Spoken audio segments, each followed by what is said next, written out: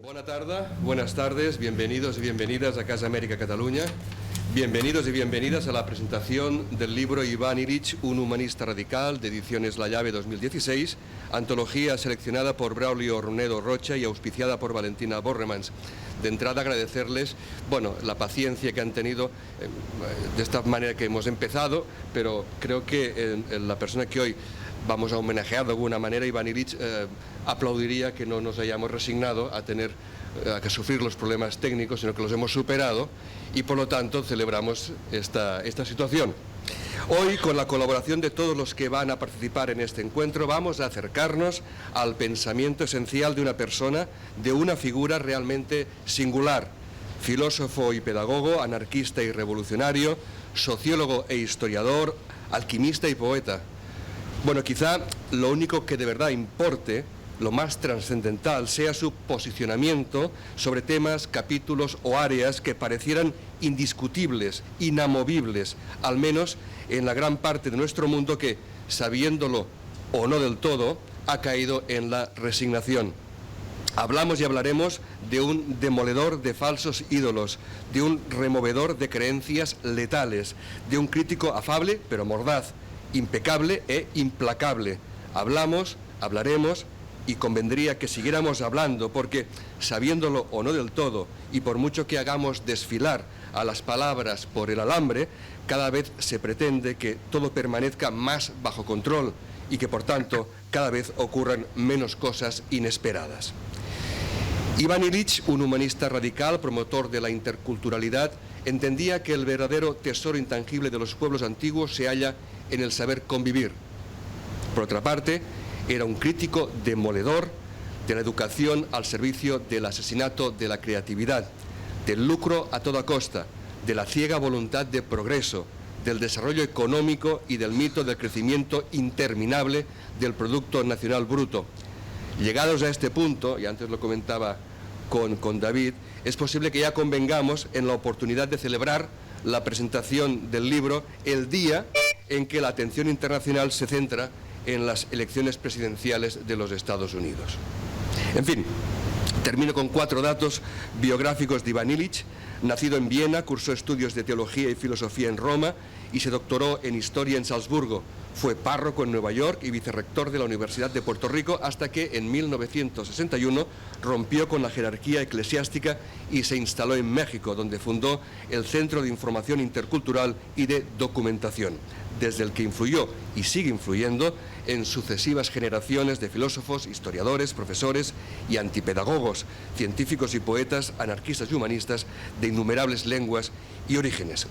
Bien, les dejo ya con nuestra mesa de invitados, con Antonio Baños, periodista y escritor, con Guillem Martínez, también periodista y escritor, David Barba, director de Ediciones La Llave, y como ya han visto, desde México tendremos la suerte de contar con Braulio Ornedo, rector de la Universidad Virtual Alfonsina, y con Gustavo Esteva, rector de la Universidad de la Tierra.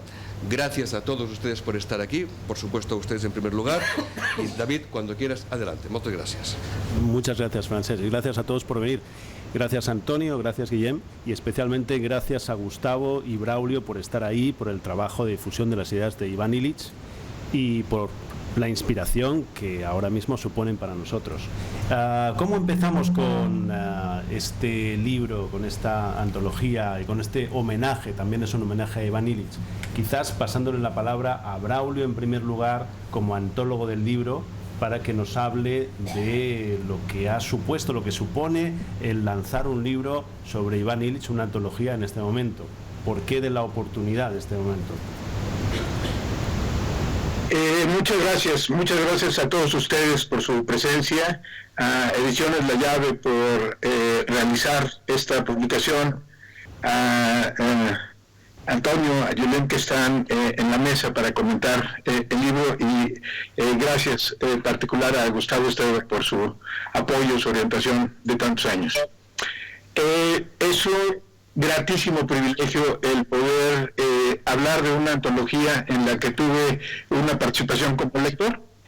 Mi devoción como lector a Illich me permitió explorar no una antología que tiene una raíz y un significado de seleccionar lo mejor, si tampoco acaso una acantología, sino, como dice mi amigo Adolfo Castañón, un arbitrario de mis lecturas, un arbitrario de las lecturas que en lo particular me han marcado, de 5 libros de una época en la que Illich empieza a darse a conocer y en la que irrumpe de una manera y profunda en las creencias, en las certezas del mundo moderno, del modo de producción capitalista en la segunda mitad del siglo XX. Estos 5 libros son Alternativas, que tuvo en español 2 ediciones, Alternativas 1 y Alternativas 2, esta segunda edición la coordinó Gustavo Esteva. El segundo libro, del que incluimos una selección de textos, es La sociedad escolarizada. El tercero, La convivialidad. El cuarto, Energía y equidad. Y añadido a este cuarto libro, el que se encuentra completo en nuestra edición en La Llave, está un texto que no se había publicado sino desde que Gustavo Esteva lo hizo en el periódico mexicano El Día en los años 80, y que nuevamente ve la luz, que se titula Construcción Social de la Energía, una conferencia que Iván Illich presentó en el Colegio de México al principio de la década de los 80. Estos 5 libros pertenecen al periodo de los panfletos, así los llamaba Iván a estos libros críticos, provocadores. Estos panfletos podrían titularse, quizá en burlas veras, si me lo permiten, como una nueva contribución a la crítica de la economía política del capitalismo ecocida en la segunda mitad del siglo XX. Esto es, siglos después de la primera contribución formulada por Marx 100 años antes. Illich es el filósofo que duda de las certidumbres, de las creencias de la modernidad capitalista.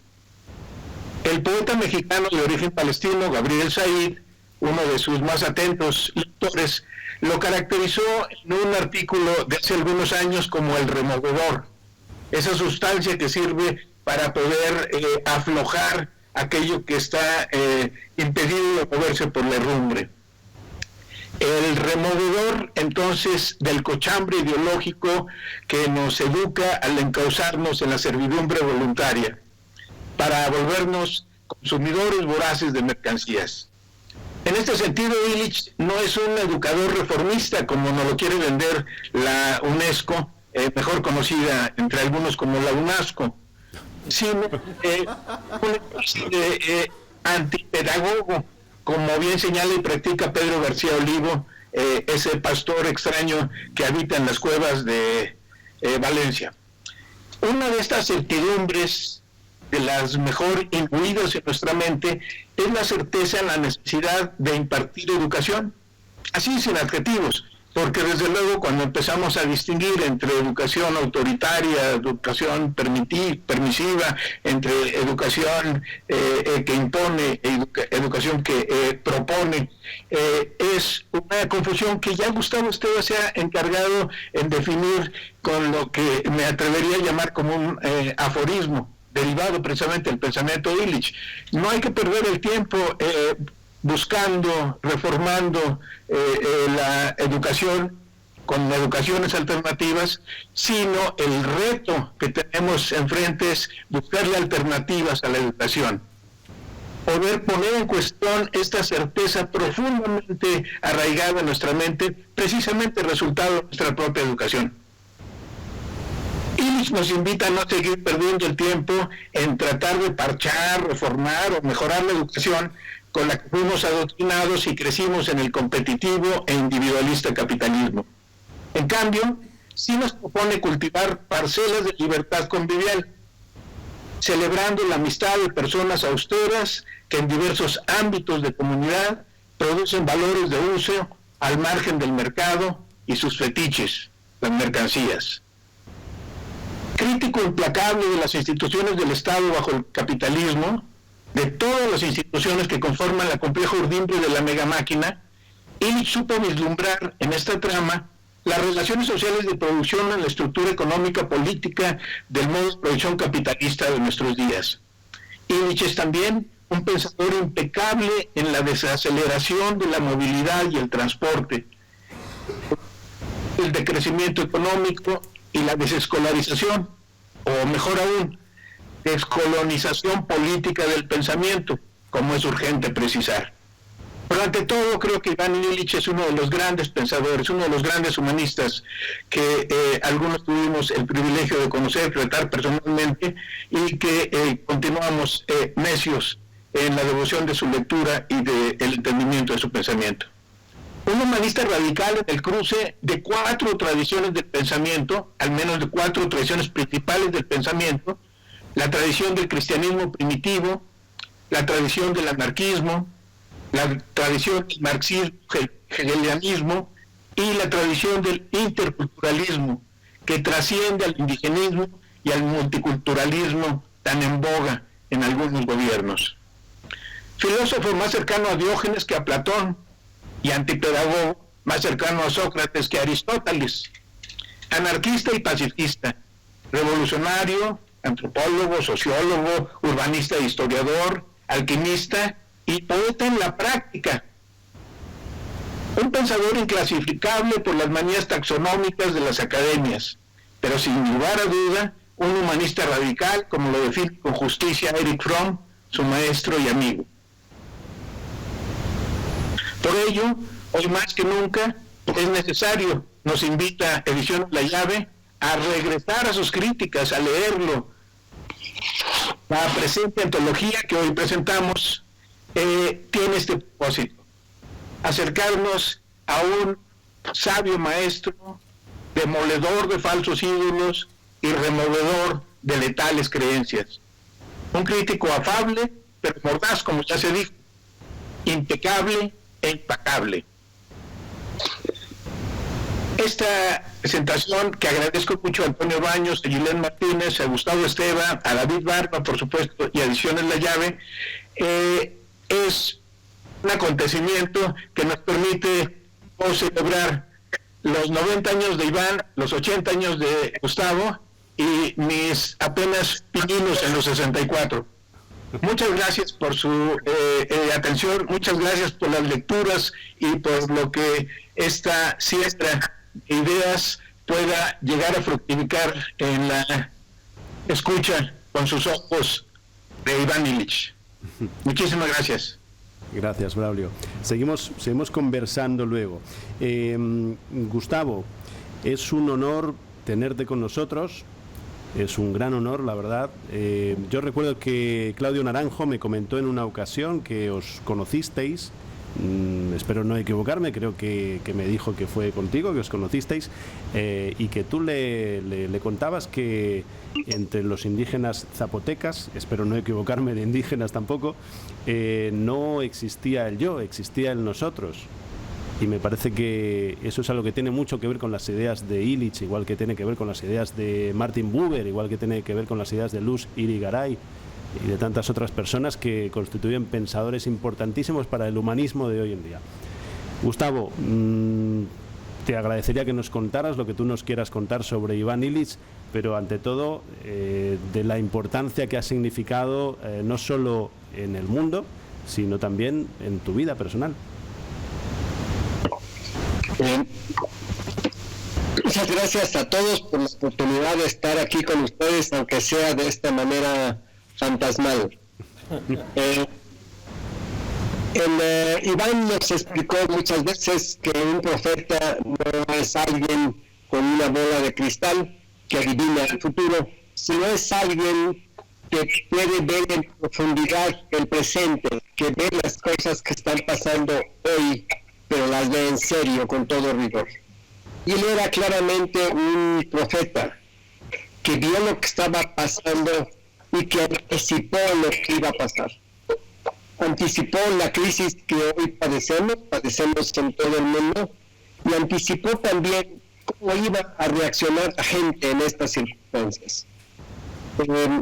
Hace unos meses antes de morir, Iván anticipó también que unos 10 o 15 años se iba a volver a poner de moda. Iván nunca fue una moda. pero evidentemente en los años 70 estaba en el primer plano mundial y recibió una inmensa atención. Él decidió retirarse de esa atención, abandonar los reflectores, pero anticipó que en unos años más, en estos años que hoy vivimos, él volvería a ser de nuevo legible, sería de nuevo pertinente, sería inmediatamente pertinente para los desafíos que tenemos en la actualidad. Yo sé que costó un inmenso dolor, Braulio, poder hacer una selección. Es casi imposible, es un trabajo sumamente difícil y doloroso poder seleccionar algo y escribir otras cosas de la inmensa riqueza. Pero es muy afortunado que él haya hecho ese trabajo y que ahora se esté publicando esta antología en España, porque resulta urgente que repasemos lo que nos dijo Iván. Yo quisiera imaginar que esta antología va a ser sobre todo una forma de despertar el apetito para leer más de Iván, para leer toda esa inmensa obra que logró crear y que realmente es una muy poderosa linterna para iluminar nuestra realidad actual. Hay veces que uno puede seleccionar un párrafo, unas frases, y parecerían tomadas de un periódico del día de ayer. Está leyendo lo que está pasando el día de hoy, lo que hoy sufrimos, lo que hoy padecemos y lo que hoy no logramos entender. Lo que tenemos que saber, sin duda, tenemos que enfrentar, es que el mundo se está cayendo a pedazos a nuestro alrededor, que el mundo que conocíamos ya no está allí, y que necesitamos tratar no solo de entender esto que pasa, sino tratar de entender qué podemos hacer, cuáles son las opciones que tenemos ante ese mundo que se cae a pedazos. Resulta que Iván realmente es una guía muy actual que necesitamos en este momento, que para tantos es un momento desesperado, este momento de peligro. Quisiera recordar una anécdota conocida de Iván, que a mi modo de ver lo caracteriza en toda su obra, en toda su vida. Iván recibe en Roma una oferta de una posición en el Vaticano que va a ser el principio de una gran carrera diplomática. Al día siguiente de que le hacen esta oferta, toma un avión para ir a Nueva York. Él tenía de sus estudios, se le había quedado un interés por algunos aspectos medievales y quería en particular estudiar cosas de Alberto Magno, y sabía que en la Universidad de Princeton estaban los manuscritos de Alberto Magno. Para romper con la obsesión del poder, para desechar esta oportunidad de llegar a una posición de poder, decide irse, escapar de ella, irse a Nueva York, y aparentemente va con la intención de convertirse en un erudito, de ponerse a investigar. Y va a investigar en Princeton los manuscritos de Alberto Magno.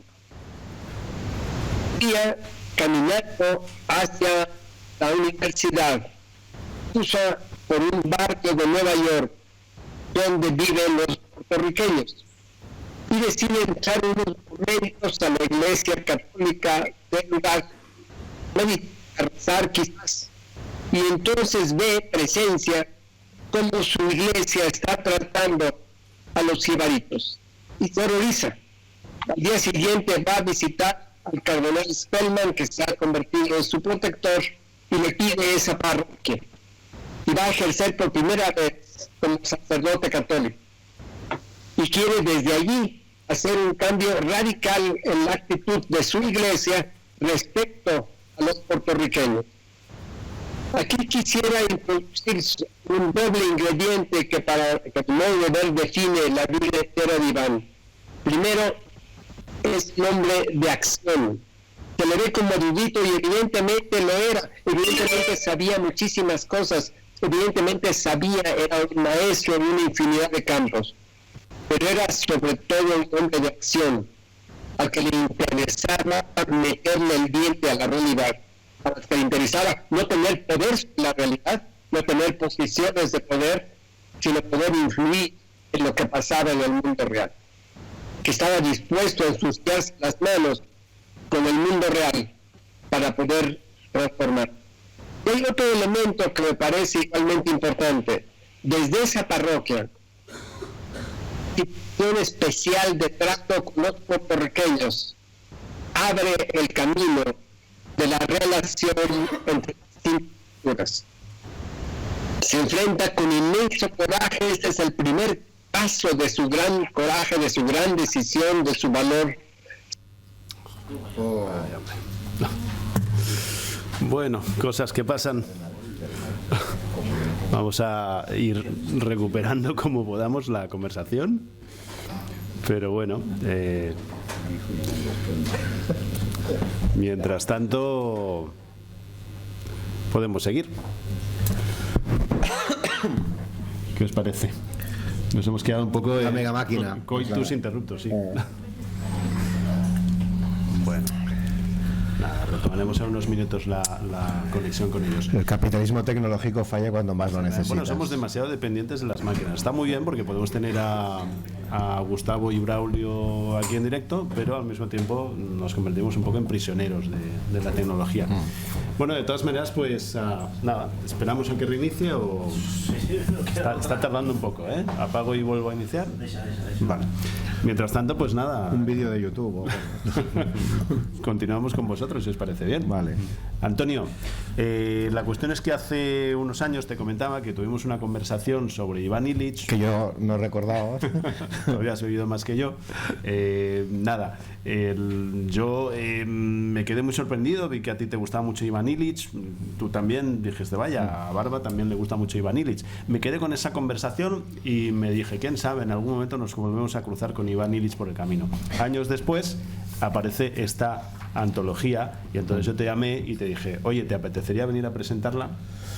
Y dije que sí, como veis, porque, bueno, podía haber dicho que no y que alguna otra fuerza me hubiera obligado a venir, también podría ser posible. Bueno, gracias por escucharme, sé que estáis escuchando a ellos y me siento un poco como el jugador que sale cuando se lesiona el crack, digamos, ¿no? O sea, se lesiona Messi y sale Baños, entonces un poco voy a calentar por la banda un rato a la espera de que se recupere el crack. Estábamos comentando la anécdota que Gustavo Esteva estaba ahora citando. Me da la atención porque que no sabía que Iván Illich le interesaba a San Alberto Magno. Por lo que yo sé, San Alberto Magno era compañero de piso de Santo Tomás de Aquino, que ahí yo siempre he visto que hay una sitcom, una serie muy divertida, o sea, dos santos compartiendo apartamento de estudiantes. Tiene, no sé si le veis las posibilidades cómicas, yo sí se las veo. En París compartían piso, ¿no? Y entonces San Alberto Magno es el tipo que construyó el primer autómata, es una leyenda, construyó un busto parlante que se ve que se lo sabía todo y no sé si les hacía la nevera y se les limpiaba la casa o una cosa de estas, pero bueno, fue muy notorio en el París del siglo XIII, ¿no? Sí. Que es San Alberto Magno. A ver, imaginar, ¿no? Una serie de dos santos comparten piso con un robot. O sea, yo lo veo bastante gracioso. Entonces me hacía gracia que Iván Illich, que habla de la mega máquina y que habla de cómo afecta la tecnología, ¿no? Pues estuviera estudiando precisamente al santo que inventó el primer robot. Y luego otra cosa, ha citado el cardenal Spellman. Ahora no sé si estamos de acuerdo, está vinculado con esta ciudad porque el cardenal Spellman, que es este cardenal en Nueva York que acoge la inquietud de Iván Illich sobre los puertorriqueños y tal, creemos que es el que vino a Barcelona durante el Congreso Eucarístico del año 52 a inaugurar ese Congreso Eucarístico. No me preguntéis qué se hace en un Congreso Eucarístico, no tengo ni idea. Supongo que Eucaristías, pero no sé exactamente qué más, ¿no? Perdón, Antonio, que te cortes. Que me calle, ¿ves? Si alguien, no. Simplemente, si alguien tuviera un ordenador portátil que nos pudiera prestar, porque parece que este está un poco escacharrado. Simplemente, sí, pues puedes venir para aquí, vale. Por favor, gracias. Continúa, perdona. No, decía que este cardenal vino a Barcelona y fue en el discurso inaugural de este de este Congreso Eucarístico, dijo aquello de o comunión o comunismo, cual tiene bastante gracia también la dicotomía en la que nos puso en los años 50 el cardenal Spellman, ¿no? Simplemente era para me ha llamado la atención que estos dos personajes de esta anécdota. Yo voy tirando, ¿no? Sí, sí. Y cuando aparezcan me cortáis. Aquí no, o sea, me da igual que me cortéis, digamos, no me voy a enfadar. Me recordaba esta conversación, David, que yo había olvidado. Yo cada vez olvido más cosas, y de hecho he olvidado en qué momento empecé a leer y qué textos leí de Ivan Illich, ¿no? Porque a mí me afectó muchísimo la lectura, pero yo el conocimiento es, como se dice tecnológicamente, también a nivel usuario, ¿no? Y me afectó de manera como a una serie de autores que me he ido apuntando en este momento, la lectura de los cuales te trastoca la cabeza. No hace falta que leas la obra completa, no hace falta que sepas quién son. Yo, Ivan Illich, claro, siempre me faltaba el Ulyanov, ¿no? Ivan Illich, Ulyanov, Lenin. No es este, es Ivan Illich, ¿no? Y creo que era un texto perdido sobre el automóvil, el primero que leí, ¿no? Buscando otra cosa en aquel internet primigenio de los 90. Pero cualquier pequeña lectura de Ivan Illich te cambia la perspectiva. Me pasó lo mismo con Paul Lafarge, el del derecho a la pereza. Tiene un libro, yo lo vinculo, es una línea que ideológica me la he autovinculado yo, igual no tiene nada que ver uno con otro, pero haré una lista de algunos autores con los cuales me ha pasado exactamente lo mismo que con Ivan Illich, que es que te cambian el punto de vista. Paul Lafarge, que era el yerno de Marx, comienza el libro, es muy mala política burlarse de tu suegro, comienza el libro burlándose del manifiesto comunista, el derecho a la pereza, diciendo: hay un fantasma que recorre el mundo, es el fantasma del trabajo. O sea, no del comunismo, el problema es el trabajo. O sea, y yo no sé cómo usted, suegro, está exaltando el trabajo cuando el problema del ser humano es precisamente la esclavitud del trabajo, ¿no? Este punto de vista te cambia absolutamente la perspectiva, ¿no? Salen aquí citados Latouche, Gorz, más contemporáneos, Buchin, podríamos ir a Hakim Bey, Schumacher, que es también el primer libro que leí de economía en una especie de colección por fascículos de Schumacher. Lo pequeño es hermoso, que precisamente te explica todo lo contrario de lo que uno cree que es la economía, ¿no? En la que el crecimiento y el aumento de tamaño es la tendencia natural. Dice, no, al contrario, el decrecimiento, ya no sé, en los 60, ¿no? La economía, incluso acuña Schumacher el término de economía budista, que no sé, es muy sugerente, no sé por qué nadie se ha dedicado a desarrollarla, ¿no?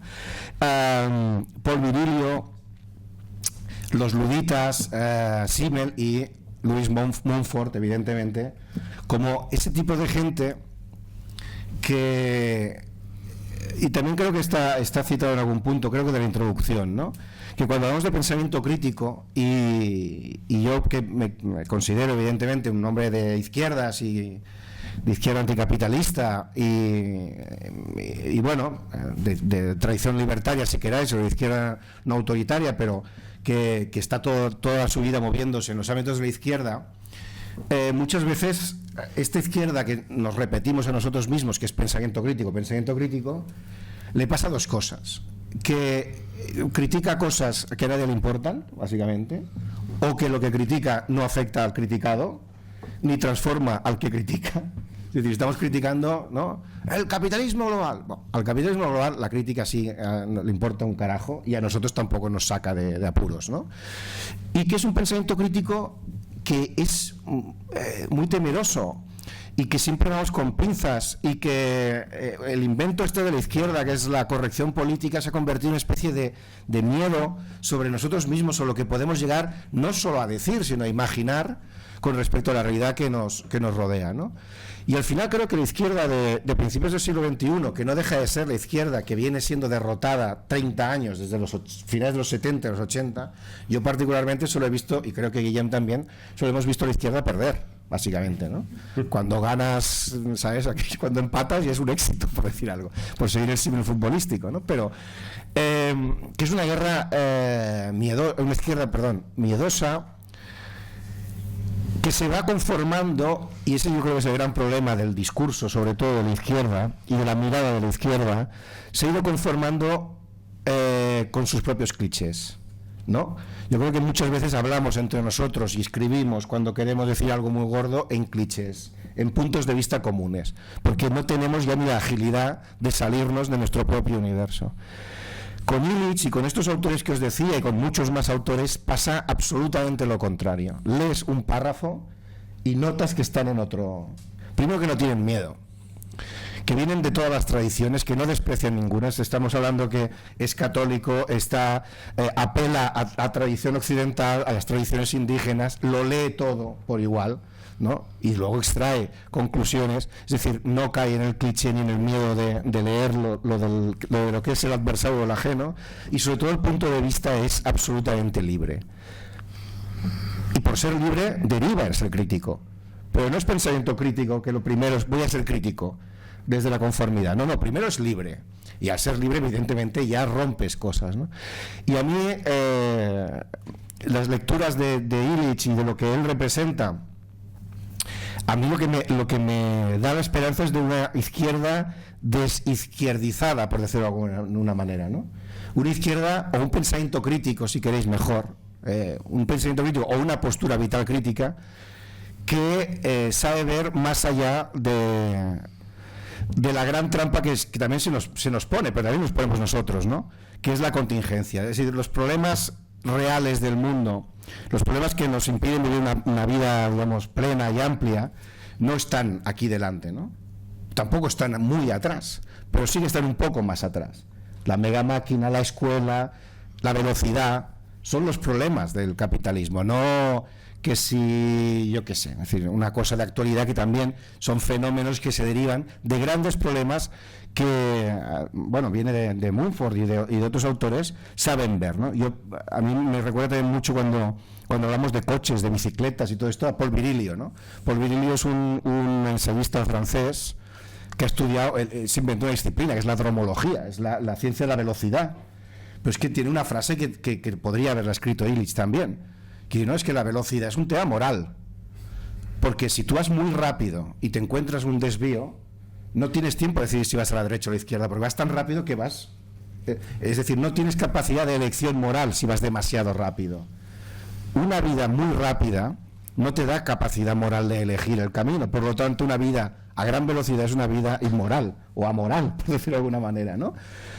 Hostia, pues igual ir en coche, ir muy rápido, fiarlo todo a la velocidad, como en este caso la velocidad de las comunicaciones, no nos permite escoger, puesto que la velocidad nos obliga a ir un camino, ¿no?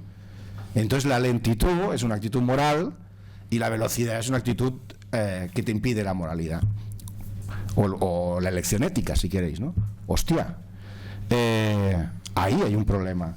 El problema no es que hay demasiados atascos en las rondas, por lo tanto deberíamos invertir más en los coches sostenibles eléctricos o híbridos. Hay un autor, un periodista especialista en ecología, gallego, José Luis Gallego me parece, que sobre las bicicletas escribía el otro día un texto, un artículo fantástico. Decía, claro, nosotros apostamos por las bicicletas creyendo que las bicicletas, aparte de ser ecológicas, nos quitarían la prisa. El problema es que cuando vas en bicicleta con prisa no has ganado nada, porque te saltas los semáforos, vas por la acera y atropellas gente. Claro, da igual ir en coche o en bicicleta, el problema es la prisa, ¿no? Y estos son los temas de Illich, ¿no? La escuela, ahora hay la huelga esta de los deberes, ¿no? Coño, bueno, pues da igual, ¿no? Si el problema no son los deberes, ¿no? El problema es la institución, y el problema ni siquiera es la institución de la escuela versus la educación en casa, ¿no? El problema es que la educación de la escuela está inserta en un sistema de meritocracia absolutamente capitalista que te discrimina por una serie de conocimientos útiles sobre los inútiles, sobre una serie de empatías válidas sobre las que no tienen utilidad, y que entonces hay ahora un autor que no recuerdo, francés, que ha hecho un libro sobre la escuela actual contemporánea, que dice, bueno, claro, es que el gran problema de enseñar tecnología a los niños, ¿no? Informática. Les enseñas informática para cuando se licencien o acaben el bachillerato, esa informática ya está superada, por lo tanto aprenden cosas inútiles, que ya es el juego, o sea, no. Los ricos ya aprenderán la tecnología puntera, ya determinarán cuáles son los programas importantes. La gente normal que aprenda Word y al dedito, mover el dedito, que tendrán la ficción de estar en el juego tecnológico, sin embargo nunca podrán modificar el ritmo de la tecnología porque irán siempre un paso por detrás, ¿no? Este tipo de cosas, este tipo de miradas, Me parece que esto sí que es absolutamente demoledor y crítico. No me quiero enrollar más. Bueno, sí que me quiero enrollar más, claro que sí. Lo que pasa es que vosotros no queréis que yo me enrolle más, y Guillem tampoco, y David tampoco. En el fondo, dos cosas más. Sí, os quería... Joder, no, espera. No. Sobre la tecnología y las máquinas. A mí también me parece que es un tema que es muy interesante. Os recomiendo, si podéis, no sé si os conocéis, un documentalista inglés que se llama Adam Curtis, que está en YouTube algunos subtitulados y otros en inglés, una serie de documentales muy largos sobre, que yo creo que también están en la línea, ¿no? Sobre cómo la naturalidad del mundo tecnológico es absolutamente teledirigida. Es decir, la tecnología, y ahí también yo siempre he ligado Illich con los luditas, ¿no? La tecnología nunca es neutral, ni aparece de manera espontánea. Y la tecnología tampoco afecta a los modos de producción, sino que la tecnología generalmente lo que afecta es a la propiedad de los modos de producción. Es decir, los avances tecnológicos tienen que ver sobre quién domina más que sobre cómo se produce, cosa que también es una mirada... Uy, espérate, ya me callo. ¿Ves? Las máquinas...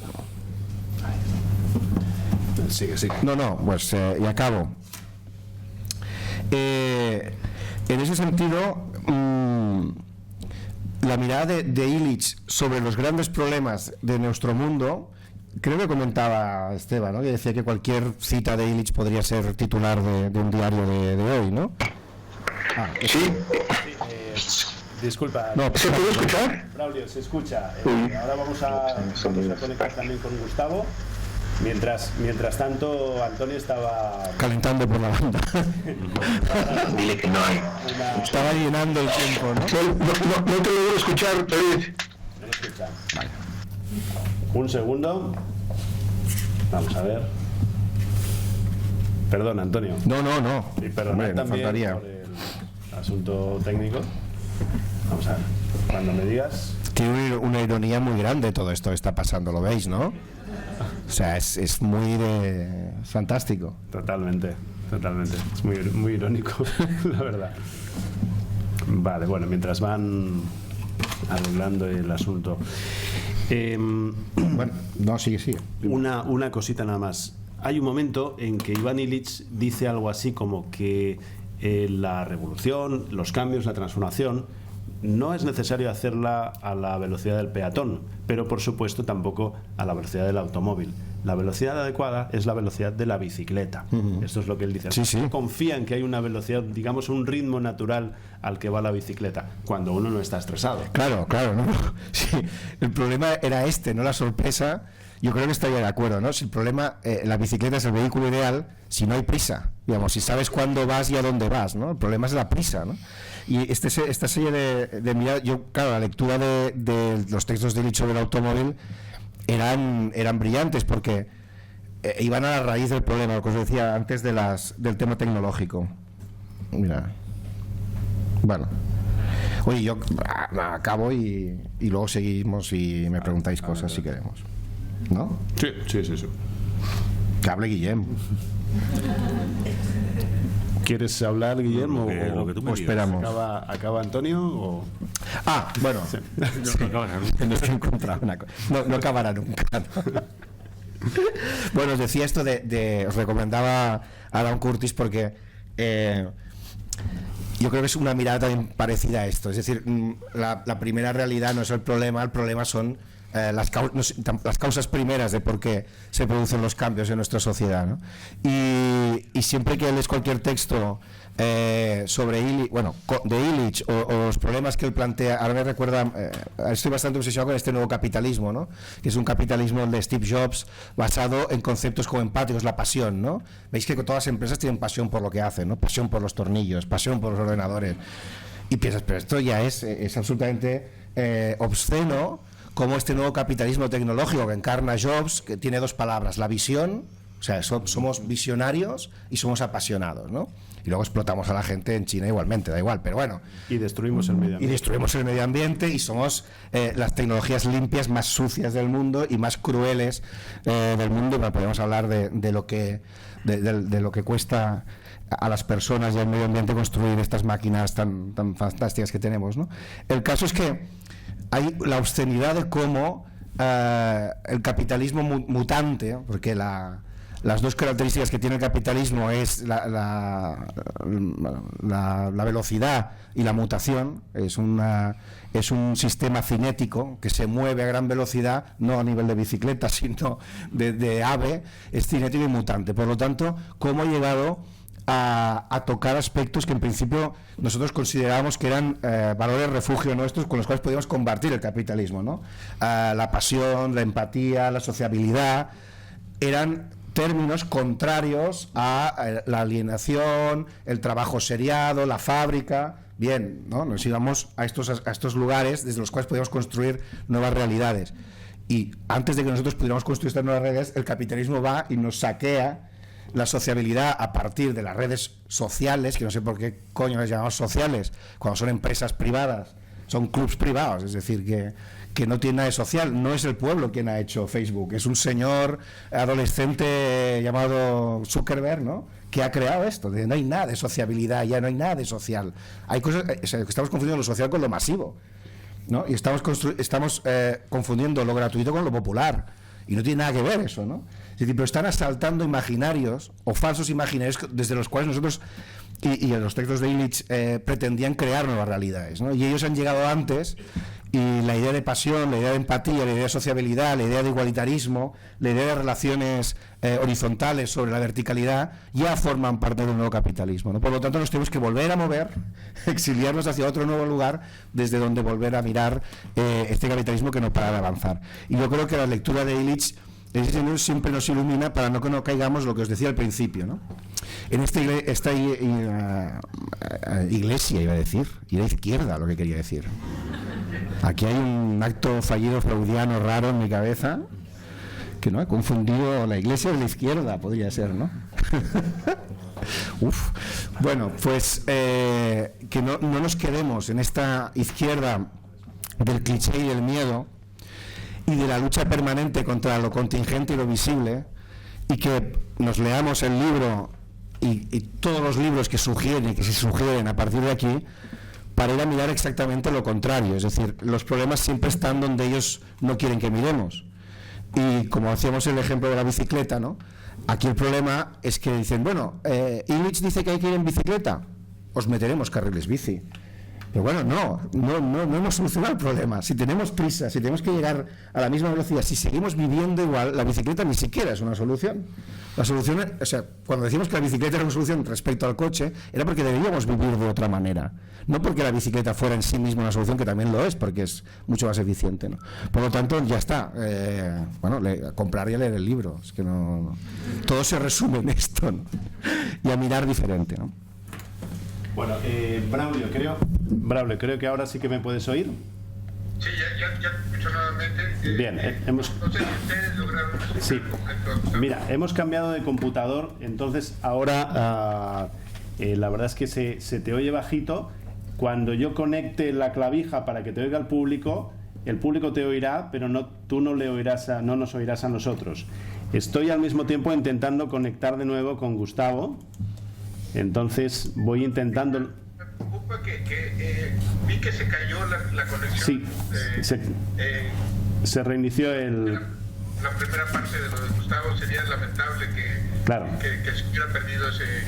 Entonces yo sugeriría si pudiera restablecerse con Gustavo. Sí, es lo que estamos intentando. Lo que pasa es que ahora Gustavo, por lo visto, no está respondiendo, pero que en algún momento responderá. Mientras tanto, nada, simplemente seguimos un poquito más, seguimos ahora con Guillem Martínez, y cuando haya hablado Guillem, pues digamos que te volveremos a preguntar. Braulio, yo cuando tú hables introduciré la clavija para que te oigan. Cuando dejes de hablar, la sacaré. Veamos si funciona. Tienes el poder absoluto, David. Es la clavija. Bien, estábamos hablando, Braulio, de la ironía de la dependencia de las tecnologías. Aquí está Gustavo, qué bien, Gustavo. Qué alegría. Gustavo, ¿me oyes bien? Sí, creo que bien. Perfecto. Gustavo, ¿te parece bien si te pido que retomes el discurso allá donde quieras o recuerdes que se quedó? Yo tengo una clavija en la mano, tenemos un pequeño problema técnico con el sonido. Cuando tú estés hablando, conectaré la clavija y te oiremos perfectamente, pero tú no nos podrás oír a nosotros. ¿Está bien? Ok. Ahora, ¿cuánto más o menos? ¿Qué tiempo llevaba para saber qué cosa? Como el primer tercio, se cayó como en la primera tercera parte. Se cayó como en la... Se cayó como en el primer tercio. Ya no puedo.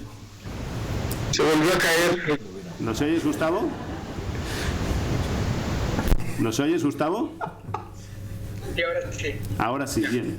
Vamos a ver, entonces, Gustavo, se cayó como en el primer tercio, dice Braulio. Entonces, yo la verdad es que no recuerdo ya cuál era el momento en el que estabas, pero... Era una anécdota sobre el cuerpo diplomático de... Sí. Sí. Cuando es invitado a la diplomacia. Exacto, era una anécdota, esta es una anécdota sobre... Sí, estabas en el momento en que Iván Illich entra como sacerdote en la parroquia de Nueva York. En Puerto Rico ya. Bien. Muy bien. Entonces, ahí te dejamos hablando. Muy bien. Bien, básicamente en esa anécdota de Iván, que se pone a practicar el sacerdocio en una iglesia en Nueva York, puertorriqueño, implica en primer término la rebelión de Iván a su propia iglesia.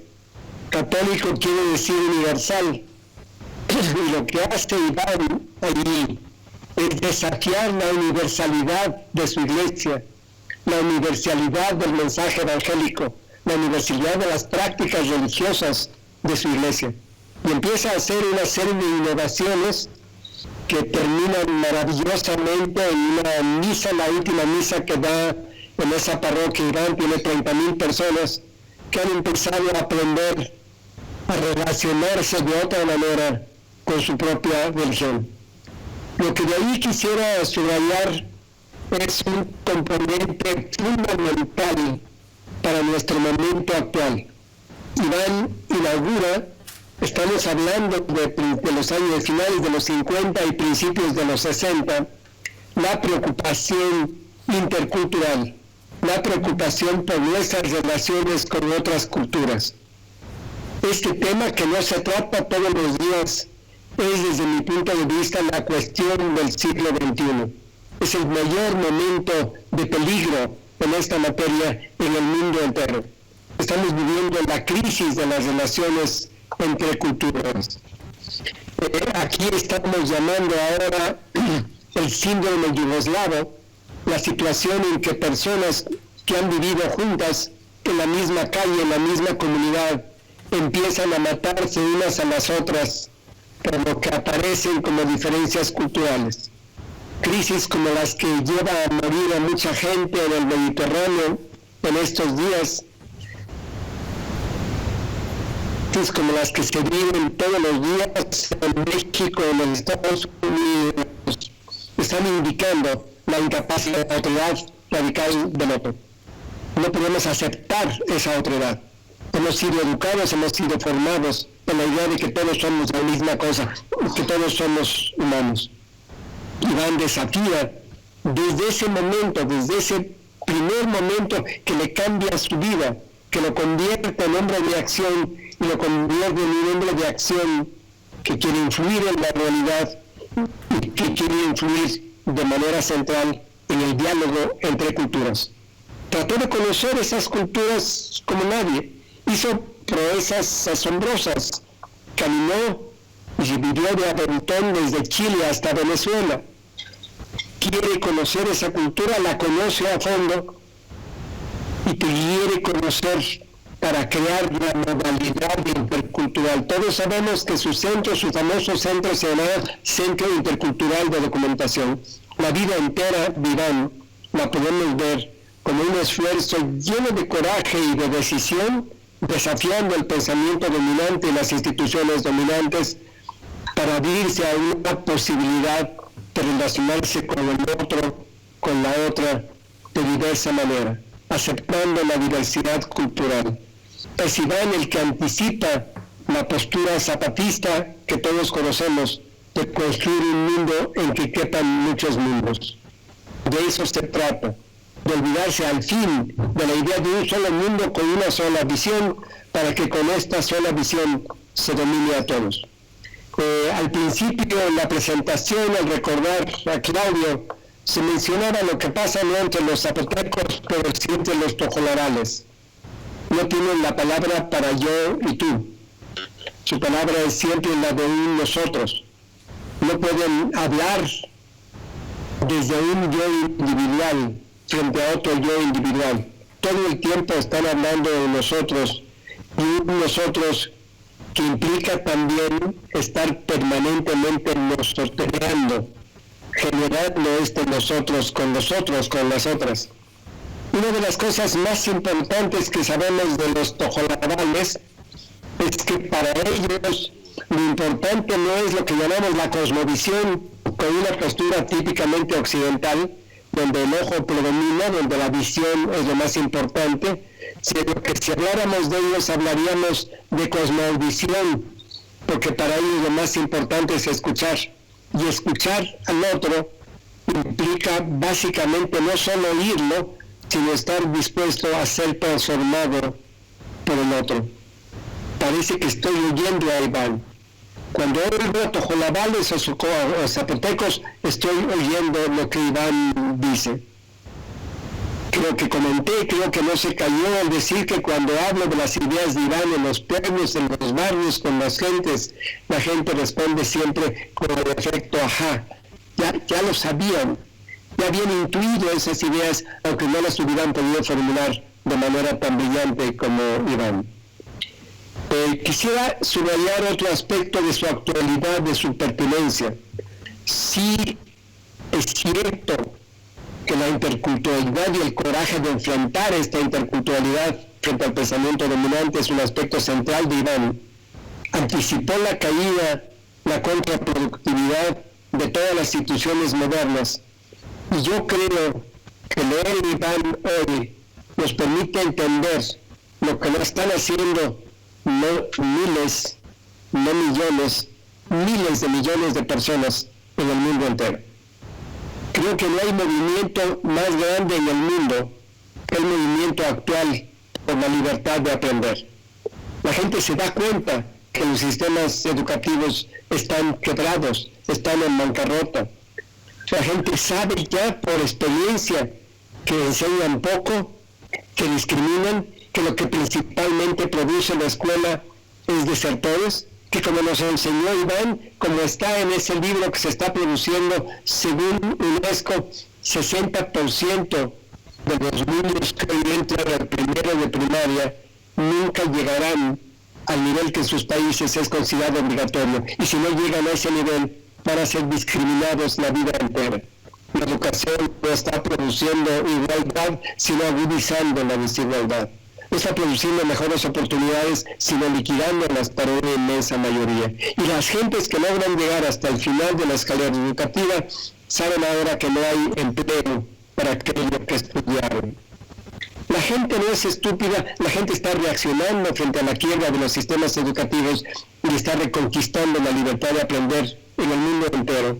Quizás no se ven parte de un movimiento, no son los que salen a protestar en las calles, pero son los que están ejerciendo esta libertad de aprender, aprendiendo las cosas útiles. Quizás se cayó también cuando mencioné que en mi tierra, una universidad que está claramente inspirada en las ideas de Iván, una universidad en que no tenemos salones de clase, ni currículum, ni profesores, en que todos estamos aprendiendo y aprendemos haciendo y aprendiendo con los que saben lo que queremos aprender. cuando nos presionan mucho y nos dicen, bueno, ¿cuál es la pedagogía que ustedes utilizan en esa universidad? Nuestra respuesta habitualmente es decir que tenemos la pedagogía que se utiliza con los bebés, que no es ninguna pedagogía, que es todos como bebés aprendemos cosas tan difíciles como pensar y hablar y caminar sin ningún educador. Nadie nos está enseñando esas cosas tan difíciles, las aprendemos por nosotros mismos. Dice John Holt, un amigo de Iván muy cercano a él, que inspiró y hizo muchas cosas con su inspiración, que los pájaros vuelan, los peces nadan, la gente aprende. Todos aprendemos desde que nacemos hasta que morimos. En este proceso podemos aprender por nosotros mismos, y lo que necesitamos es que haya condiciones adecuadas para este aprendizaje. Esto es lo que está pasando en el mundo hoy. La gente está saliendo a encontrar en sus propios espacios, en sus tradiciones, en sus maneras, cómo aprender. Y en esto es claramente Iván un guía muy eficaz. Iván nos decía continuamente que en lugar de los nombres de los sustantivos deberíamos apelar a los verbos. Que si decimos educación, pensamos en el sustantivo de educación y pensamos que necesitamos educación, que nos hace falta educación, automáticamente aceptamos la dependencia de un educador, de alguien, padres, comunidades, burócratas, maestros que nos enseñen, que nos den ese servicio que se llama educación. Si pienso en aprender, nadie aprende por mí, necesito las condiciones para que yo aprenda. Yo tengo la guía y la agencia para el aprendizaje. En cada una de las áreas de la vida cotidiana, Iván nos ofrece una guía concreta, una guía práctica para poder escapar de la educación aprendiendo. Estamos diciendo aquí, acabamos de tener un conversatorio la semana pasada que se llama Sanar de la Salud. El sistema de salud nos está enfermando, lo sabemos, nos explota, nos daña, nos enferma.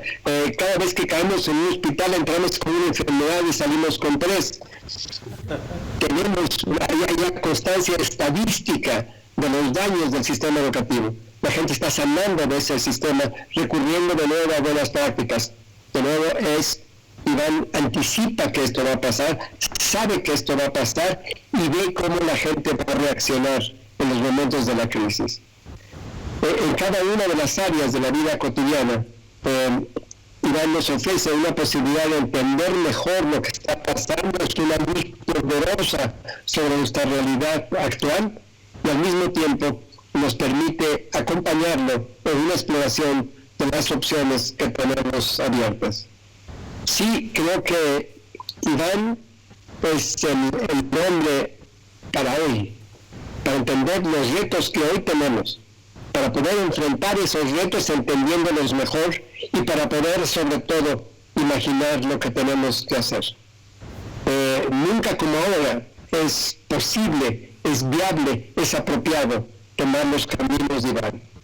Sabemos hoy por qué él también nos explicó por qué no se tomó su camino, por qué hemos seguido esta ruta 50 años perdidos de seguir una ruta inmensamente destructiva. Pero él también nos explicó por qué. No me voy a detener en eso. Sabemos bien por qué tomamos esa ruta equivocada, pero hoy no tenemos otro remedio, no tenemos realmente otra opción para la supervivencia de la especie humana. Como dice en ese capítulo final de las sociedades escolarizadas, dice en ese capítulo del nacimiento del hombre primitivo que está en la antología, dice recuperar la esperanza como fuerza social es una condición de la supervivencia de la especie humana. Necesitamos recuperar esa esperanza, que diferencia claramente de la expectativa. Y para recuperar esa esperanza, para poder tenerla en estos tiempos desesperados, Iván es una fuente continua de inspiración. Sí, necesitamos hoy como nunca leerlo. Sí, nos hace falta leerlo una y otra vez. Y quizás esta es la esperanza que compartimos Braulio y yo, y estoy seguro que también ustedes, esta lectura antológica de Iván, esta breve ojeada de lo que escribió, lo que va a hacer es simplemente abrir el apetito. Llegando a la última página del libro, cada lector dirá, yo quiero más de esto, quiero empaparme más de esta fuente inagotable de ideas y de iniciativas. Esa es nuestra esperanza. Parece que esta vez no se cayó. Muchas gracias. Esta vez no. Esta vez no se cayó. Ahora, ¿nos podéis oír ambos, Gustavo y Braulio? Sí. Sí. Voy a hacer una pequeña prueba a ver si os puedo dejar conectados al sonido general. ¿Me oís ahora? ¿Sí? ¿Me oís? No. Bien. En ese caso, os dejo así sin la clavija para que os oiga el público, os oigo yo, os oímos aquí en la mesa, pero cuando queráis intervenir, simplemente yo estaré atento a la pantalla y os conectaré. De todas maneras, también debo decir que son ya casi, las 9 menos 20, no tenemos mucho tiempo más y aún no hemos escuchado a Guillem, así que pues este sería el momento de oírte decir algo, Guillem. Pues muy rápido. Sí, yo quise... Me parece que lo importante son ellos, sí. Discípulos y amigos, y aquí pues... Quiero decir, perdona, Guillem, que yo quise invitarte, fue un poco un asalto a mano armada, pero fue desde la admiración hacia tu trabajo, y también el hecho de que os invitáramos a ambos tiene que ver con el hecho de que no solo sois periodistas y escritores, sino también, en mi humilde opinión, también activistas, y me parece muy importante. Y amigos. Y amigos. También. Y sin embargo amigos. Okay. Bueno, pues es un honor estar aquí, es un honor y un exotismo que haya dos libertarios en esta mesa y no estén declarando. Y bueno, mi presentación era simplemente vincular a Iván Illich a lo que podía ser una presentación en el anarquismo local, ¿no? O en el movimiento libertario local, que ya no recibe ese nombre, ya no se llama anarquismo, lo cual está muy bien. Hay cantidad, yo diría que el nivel absoluto de actividades que se hacen en la sociedad son absolutamente libertarias, pero ya no son percibidas como tal. Ejemplo, lo cual nos vincula a Iván Illich, la escuela. Desde el 15M en todo el Estado se han abierto 800 escuelas libertarias, que ya no se llaman libertarias, sino que se llaman... Muchas veces son del Estado, muchas veces son cooperativas de padres, pero siempre con el Estado detrás. Y también han desaparecido de escolarización un número llamativo de niños. No sabemos cuántos porque es secreto de los padres, porque si sacas a tu padre de la escuela, el Estado te retira la tutela. Hace un mes vi un chaval que está haciendo una tesis en Princeton sobre este tema en España posteriormente al 15M, y me pasó unos datos espectaculares de desescolarización en España, ¿no? Vía crear una escuela privada que no existe, ¿no? Se juntan 4 padres, 4 madres, fundan una escuela. Esa escuela nunca llega a existir y cada niño es escolarizado en su casa. Bueno, pues ¿cómo presentamos a Iván Illich? ¿Qué es? Pues es cristiano. Aquí no tenemos de esto, o no teníamos. Lo más cercano que teníamos, seguramente, corrígeme, es Joan Maragall, este tipo de anarquismo que es cuestionable que sea anarquismo, y es cuestionable que, desde luego, no es cuestionable que sea cristiano. Pero no existe. Los referentes que yo conozco son sudamericanos siempre. El compañero de piso de Abad de Santillán, por ejemplo, era de los pocos anarquistas cristianos. Él se maravillaba, era argentino, era el único, suscrito a una revista de Tolstoy que solamente la compraba él en toda Argentina, seguramente, y curiosamente acabó siendo un asesino. Mató a el represor de Patagonia, como era Varela. ¿Roca? No. Bueno, pues lo acabó matando. Y en tanto que cristiano, con sumo dolor, y en Santillán lo describe en las memorias, pues es un asesinato muy raro, movido por el deber y desde la rotura cristiana, ¿no? De dentro.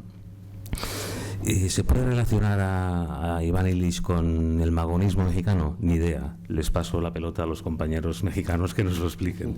Yo intuyo que no. Y eso que el magonismo es muy, muy sexy y muy amplio del círculo de lo que observa, ¿no? Nace en Austria. ¿Se puede relacionar con el anarquismo austriaco? Pues no, supongo.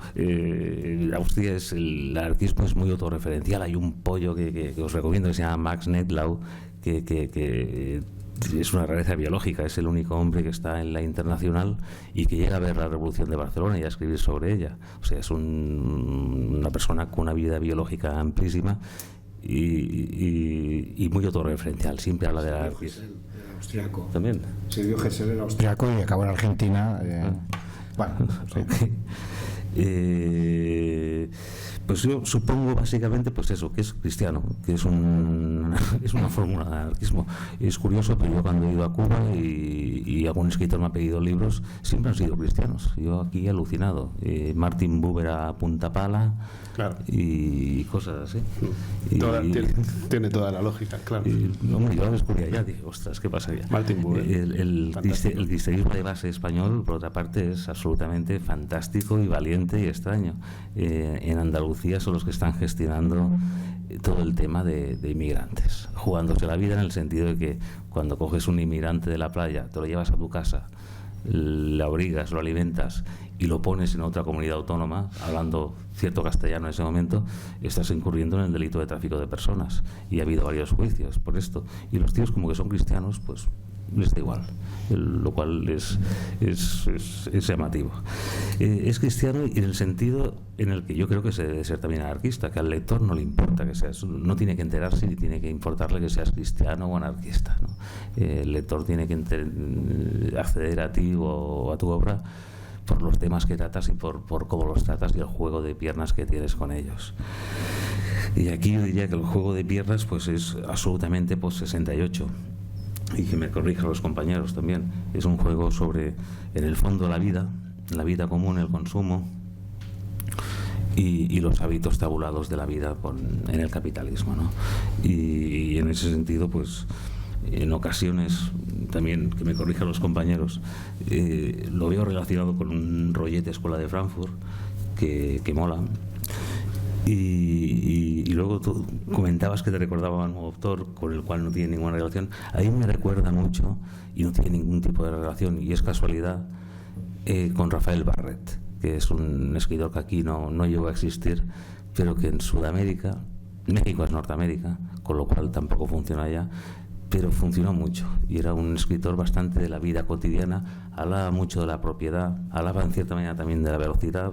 Estas personas de principios de siglo vieron la velocidad por primera vez, lo cual es sorprendente. Nosotros nunca la veremos por primera vez, ¿no? La vimos por primera vez en la bicicleta cuando teníamos 3 años, ¿no?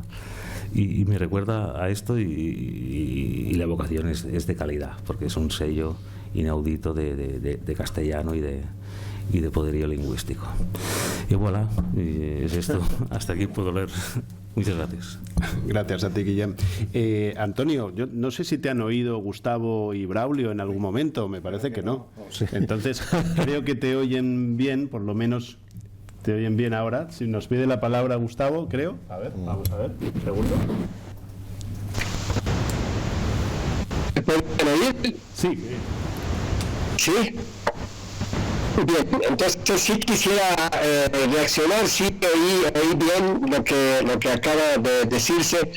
Quisiera comentar 3 cosas. La primera es que sí hay una conexión entre el magonismo, que tenemos muy presente aquí en Oaxaca, donde nacieron los hermanos Flores Magón, y hay inclusive una gente brillante anarquista que se llama Benjamín Maldonado, que ha estado haciendo expresamente las conexiones entre el magonismo e Iván Illich. Sí, ya se ha explorado, y sí es posible hacer esas conexiones con bastante precisión, sin ninguna exageración. Yo quisiera hacer un comentario más. En algún momento Douglas Lemis, un amigo de Iván, cuando Iván está visitando a Douglas en Japón, le da una pregunta directa: Iván, ¿tú quisieras pasar en la historia como anarquista? ¿Quieres que se te identifique con esa etiqueta en la frente? Y claro, Iván reacciona diciendo que no quiere ninguna etiqueta y que no acepta ningún ismo, pero que desde luego que debe ser que es anarquista. Y tiene una larga explicación de qué manera y por qué es anarquista, que no es una interpretación nuestra, sino que es una confesión clara que se refleja desde luego en toda su obra. Y yo diría una cosa más, ahí mismo y en otros textos se declara con toda claridad su devoción anticapitalista. Y hay una parte del anticapitalismo que resulta claramente en contradicción con una serie de aspectos de la iglesia a la que pertenece, la iglesia católica. Quiero subrayar, Iván fue creyente hasta el final de su vida, pero todos los últimos 20 años de su vida estuvo hablando, utilizando una fórmula hasta en latín, diciendo que la corrupción de lo mejor es lo peor. Y consideraba que la Iglesia Católica había corrompido profundamente el mensaje cristiano. ¿Y cuál era este mensaje cristiano? Y esta es de nuevo la obsesión intercultural. Él utilizaba en esos últimos años de su vida como enorme para explicar el mensaje cristiano, la parábola del buen samaritano. Y la parábola se basa en la pregunta de quién es tu prójimo y muestra cómo defino mi prójimo más allá de mi clan, de mi tribu, la defino por amor, por compasión. Que el buen samaritano es alguien que ve al otro, el que está más allá de su espacio propio, de su espacio cultural propio, con amor. Para Iván, este es el mensaje de Cristo, el mensaje en que creía, este es el mensaje que compartía. Es un mensaje que se arruina, se convierte en lo peor cuando se institucionaliza y adquiere la máscara del amor que se practica en la Iglesia Católica y en muchas otras iglesias. Entonces, creo que estos son elementos que dan coherencia a su teoría y a su práctica, a las cosas en las que pensaba y a las cosas que hacía en el mundo real. No tenemos mucho tiempo ya, pero quería pedirle a Antonio que, como no te han oído Gustavo y Braulio, quizás quisieras decirles algo, recuperar alguna de las ideas que has explicado tan bien o alguna que se te haya quedado en el tintero. No. Igualmente, Gustavo y Braulio podréis ver todo esto porque estará en YouTube colgado. Así que tú dirás. No, una cosa muy rápida que ha citado Gustavo sobre el tema de la otredad y la alteridad y la gran lucha del capitalismo actual por anular la alteridad bajo el mantra de un solo mundo, ¿no? Que yo creo que es un lema de cualquier empresa tecnológica, ¿no? De que todo el mundo está conectado, solo somos un solo mundo. Y cuando hablaba antes del nuevo capitalismo tecnológico que roba ideas, digamos, como la idea de la humanidad, que es una idea tradicional de la lucha obrera y de las izquierdas, y la convierte en la lucha contra la otredad y contra la alteridad, aquí Illich es más pertinente que nunca. Es decir, si no hay nada fuera, no se puede combatirlo de dentro. Por lo tanto, la diferencia, la alteridad, el otro, es una de las líneas de combate y de defensa, ¿no? Contra este falso globalismo, este falso cosmopolitismo. Bueno, falso no, es el actual, digamos, no es que sea falso, es que es muy contingente y muy duro, ¿no? Y me llama mucho la atención porque, francamente, yo creo que ahí, cuando decía Gustavo que cada página, y bueno, he encontrado una, pero no la voy a leer, ¿no? Sobre el control de las herramientas sociales. Claro, yo estaba hablando sobre las redes sociales y él ya avanzaba que, bueno, las herramientas que sociabilizan tienen que ser controladas no por expertos, sino por la propia sociedad, ¿no? Invirtiendo la lógica de la institución. Y en ese sentido, la lógica de la institución capitalista es todos somos lo mismo, e invertir esa lógica es no, todos somos diferentes, ¿no? Y ya está, simplemente era glosar un poco esta idea que me parece importantísima que ha hecho Gustavo. Muy bien. Nos hace Gustavo menos mal, ¿no? menos mal. Al final nos entendemos a pesar de trasegar con la clavija para un lado y para el otro. Nos pide Braulio la palabra, así que Braulio, te conecto aquí la clavija. Vamos a ver, 1, 2 y 3. Ya. Muchísimas gracias. Quisiera retomar un señalamiento que hice al principio y, si es posible, utilizar un diagrama que espero sea legible para ustedes. Esto ya es para nota. Tradiciones del pensamiento es el círculo central y hay cuatro vínculos que voy describiendo, si les parece. El primero, el del cristianismo primitivo, la noción de comunidad en la etapa inicial del cristianismo. A la derecha y a la izquierda, horizontalmente, la tradición anarquista y la tradición marxista. Y finalmente, en la parte baja, la tradición del interculturalismo que ha apuntado con claridad Gustavo. Quisiera en relación con el anarquismo, si ustedes me permiten, hacer referencia a ciertos personajes que se han mencionado.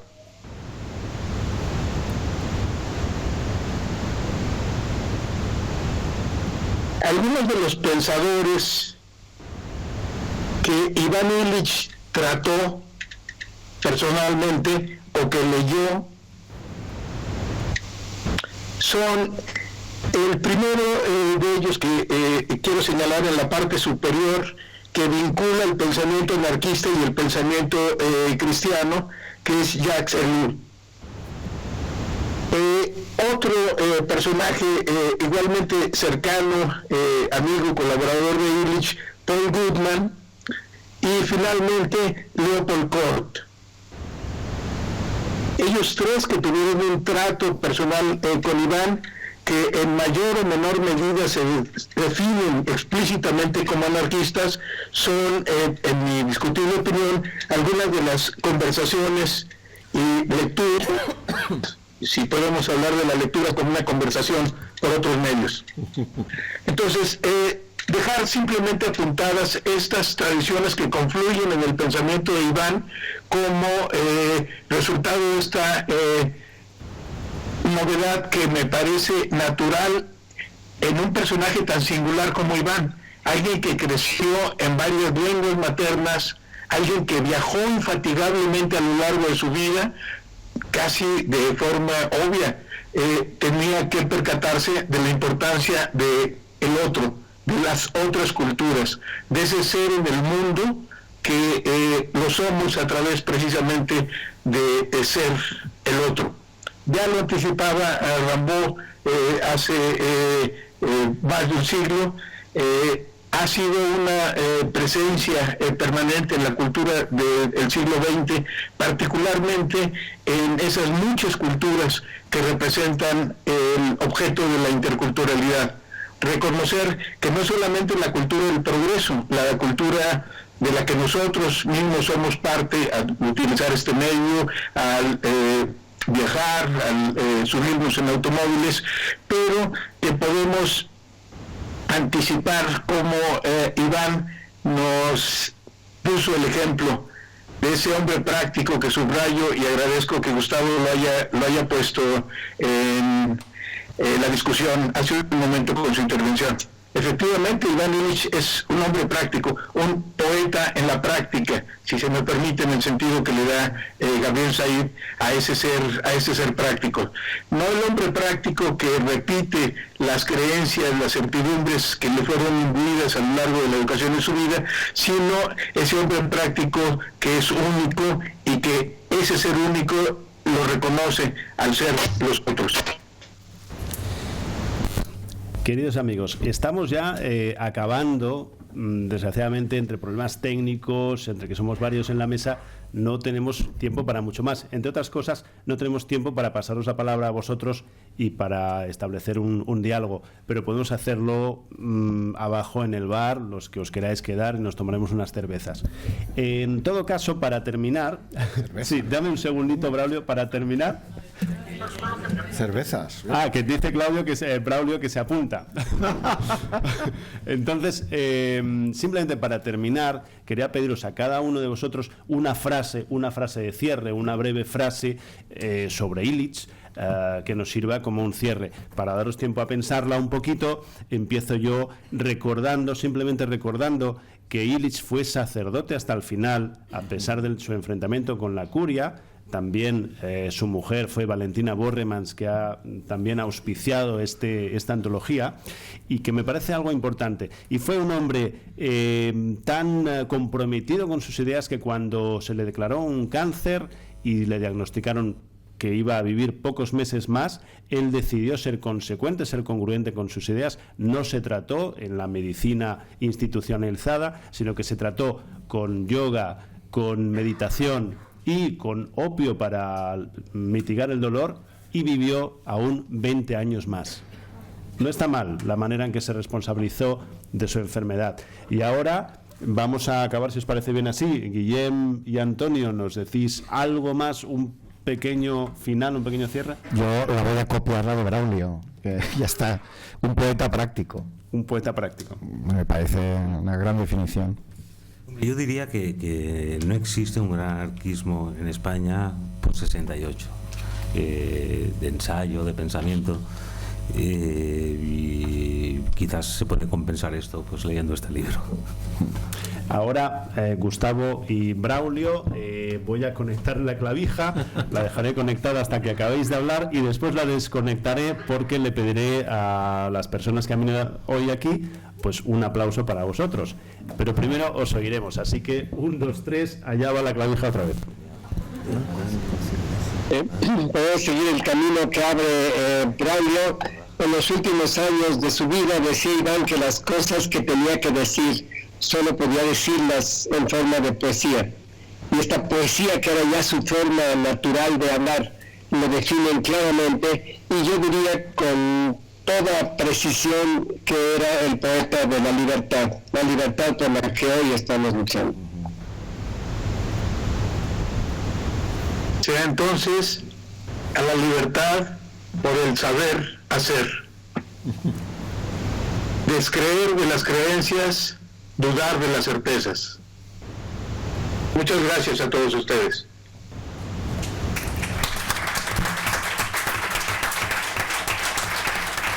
Pero que